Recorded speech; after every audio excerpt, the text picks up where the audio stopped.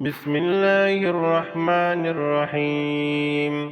تبارك الذي بيده الملك وهو على كل شيء قدير.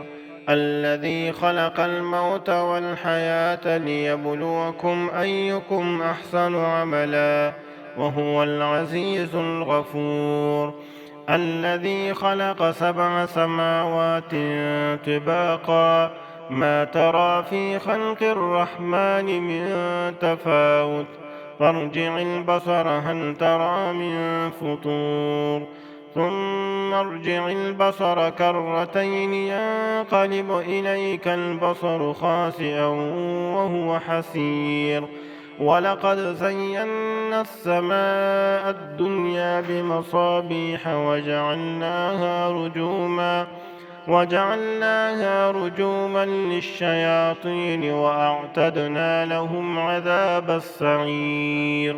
وللذين كفروا بربهم عذاب جهنم وبئس المصير. إذا ألقوا فيها سمعوا لها شهيقا وهي تفور تكاد تميز من الغيظ كلما ألقي فيها فوج سألهم خزنتها ألم يأتكم نذير قالوا بلى قد جاءنا نذير فكذبنا وقلنا ما نزل الله من شيء إن أنتم إلا في ضلال كبير. وقالوا لو كنا نسمع أو نعقل ما كنا في أصحاب السعير فاعترفوا بذنبهم فسحقا لأصحاب السعير. إن الذين يخشون ربهم بالغيب لهم مغفرة وأجر كبير. وأسروا قولكم أو اجهروا به إنه عليم بذات الصدور.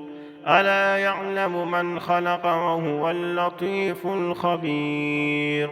هو الذي جعل لكم الأرض ذلولا فامشوا في مناكبها وكلوا من رزقه وإليه النشور.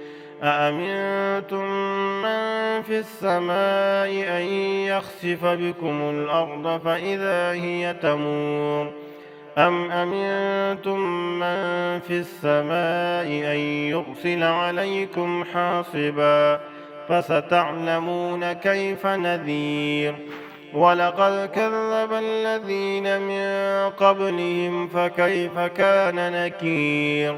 أولم يروا إلى الطير فوقهم صافات ويقبضن ما يمسكهن إلا الرحمن إنه بكل شيء بصير.